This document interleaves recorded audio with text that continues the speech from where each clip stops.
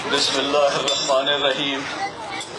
بچے تو اگلے برس ہم ہیں اور یہ غم پھر ہے، جو چل بسے تو یہ اپنا سلام آخر ہے۔ ہاں عزادارو، پورے سال جن ایام کا انتظار کیا وہ آئے بھی اور چلے بھی گئے۔ آج ایام عزا کا آخری دن امام زمانہ کو یتیم کر کے جا رہا ہے۔ ایک احساس آپ کے سامنے پیش کرنا، پھر الوداع پڑھوں گا۔ آج ایام عزا الوداع ہو رہے ہیں نا ہم سے، ایک الوداع مجھے پڑھنی ہے جو بی بی سکینہ کی قبر سے ہوئی تھی، لیکن ایک احساس جو ماتمیوں کو خاص طور پہ کہ جب زنجیر کا ماتم کرتے ہیں نا، پھر گھر جاتے ہیں تو قمیض چپک جاتی ہے زخموں سے۔ جب وہ قمیض اتارنے کی کوشش کرتے ہیں نا تو وہ زخم جو سوکھ جاتے ہیں وہ پھر سے تازہ ہو جاتے ہیں، تکلیف بھی ہوتی ہے، خون پھر سے نکلتا ہے۔ ہاں عزادارو، جب سکینہ کے دفن کا وقت آیا نا تو سجاد نے کہا اماں فضا، میری بہن کو میری ابا کا کفن دے دو۔ فضا نے کہا نہیں سجاد، سکینہ کو ایسے ہی دفن ہو جانے دو۔ سجاد نے کہا نہیں اماں فضا، میری 4 سال کی یتیمہ ہے، اس کو میری ابا کا کفن دے دو۔ فضا نے کہا نہیں سجاد، سکینہ کو ایسے ہی دفن ہو جانے دو۔ سجاد نے ہاتھ جوڑ دیا، اماں فضا، میری 4 سال کی بہن، میری ابا کا کفن دے دو۔ فضا نے چلا کے رونا شروع کیا، سجاد تجھے نہیں پتا، جب میں سکینہ کا کرتا اتارنے کی کوشش کرتی ہوں تو نہ جانے شروع میں کیسے کوڑا مارا ہے کہ سکینہ کی کمر کا گوشت اس کے کرتے کے ساتھ آنے لگتا ہے۔ سکینہ کو ایسے ہی دفن ہو جانے دو۔ نہ جانے کیسے سکینہ دفن ہو گئی، سکینہ دفن ہو چکی، حکم رہائی مل گیا۔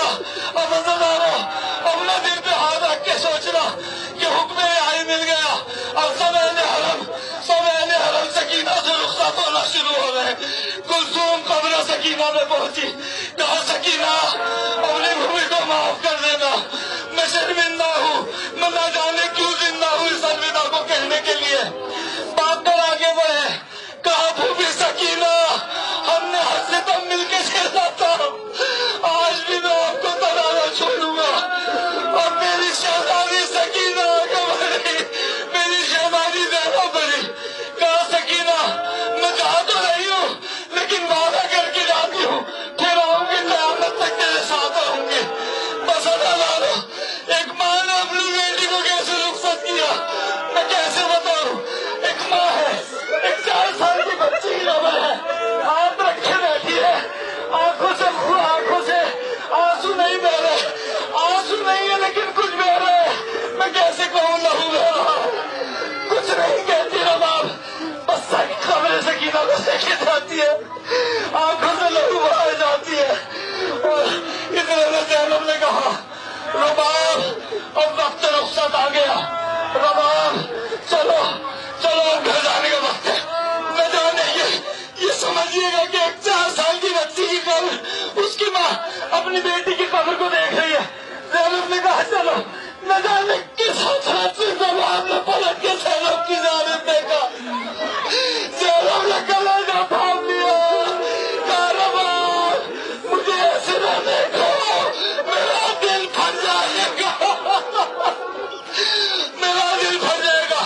عزادارو، یہ ہماری آپ کے سامنے سب بیویاں ہماری بیٹھ گئی، بھائی اپنے دل پہ ہاتھ رکھ کے سوچے، بھائی اپنے دلوں پہ ہاتھ رکھ لے، سب بیویاں ہماریوں میں بیٹھ گئی۔ اور سجاد واپس زندان کی طرف چلے، وہی سجاد جس نے زینب کو دلاسا دیا، وہی سجاد جس نے ام کلثوم کو سنبھالا۔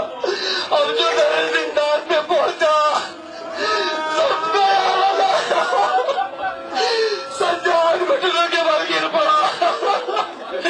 اب جیسے 12 محرم کو اپنے باپ کی قبر میں گیا تلاشے میں، ایسے سجاد نے کولیوں کے